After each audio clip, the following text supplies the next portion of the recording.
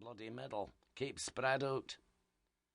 And a corporal with a bleeding furrow across his temple propped against a bank, shouting, "Go and get him, Maras!" and starting to sing John Peel. And little Nixon making his usual philosophic remark that we'd all get killed and he didn't want to die Tojo's way. And someone falling down a well and having to be pulled out. And it ended with a hectic charge to a wrecked railway line, and we caught them in the open on the other side, and I was kneeling, sodden and steaming, with little Nick beside me, shooting and humming under his breath and remarking, "You're firing low and left, Jock. That's it. Get that bugger. He's nobbut wounded." 1,100 Japanese died in that battle. The official history records the fact but doesn't tell you how. I wrote the above, or something like it, as a book review 25 years ago, which was 20 years after it happened. It is ancient history now, and war and attitudes to war have changed so much that you may wonder if it's worth returning to so late in the day. But I think it is those changes, really, that make it worthwhile. After all, if mankind is lucky, it may be that the end of the Burma campaign was the last great battle in the last great war. And even if it wasn't, it may still be worth remembering from an ordinary foot soldier's point of view, for it is a story of an army the like of which had not been seen, in Churchill's words, since Xerxes crossed the Hellespont.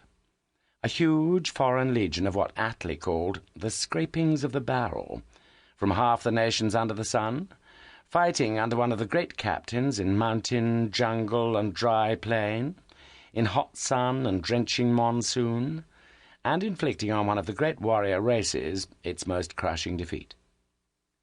That is my reason for writing, not a history, for that has been done better than I could do it, or even a coherent, detailed narrative, for I haven't got that kind of memory, but simply what I know and remember of the Burma War.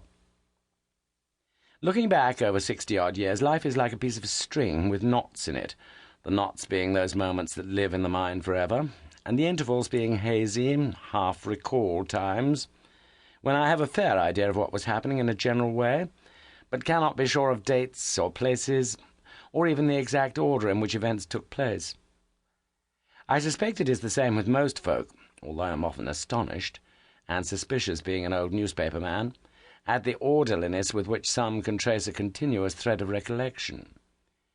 In my case, there are coloured strips of film at each knot of memory, and in between many rather grainy sequences which can be made out only with difficulty, and in some cases the print is spoiled or even undeveloped.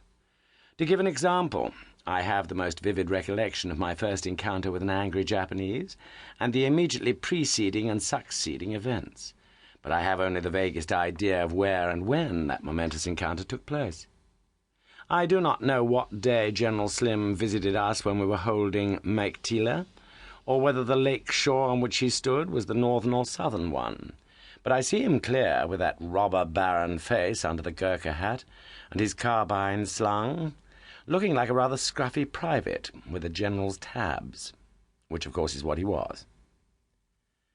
I don't know from which point of the compass we attacked Piobwe, because it didn't matter to me, but I know what happened there.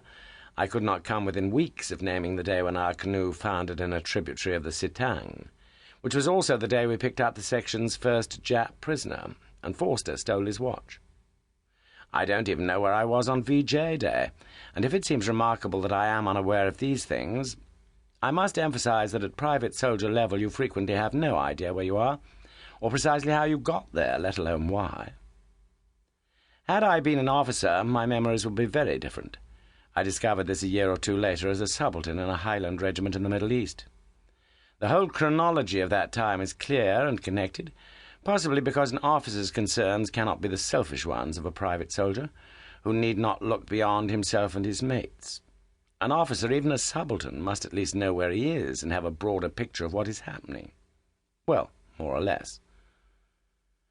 Certain matters have become clearer to me in the course of writing, because I've had recourse to written histories of the war. I had a rough idea when we attacked the place I call the Temple Wood, and ran into rifle and machine gun fire, which took out a third of the section in a matter of seconds, why we were doing it. But now I understand the overall plan, of which that attack was a small part. I remember vividly the free-for-all battle when we finally got into the wood, but only now do I learn that during it we killed 136 Japanese. I understand...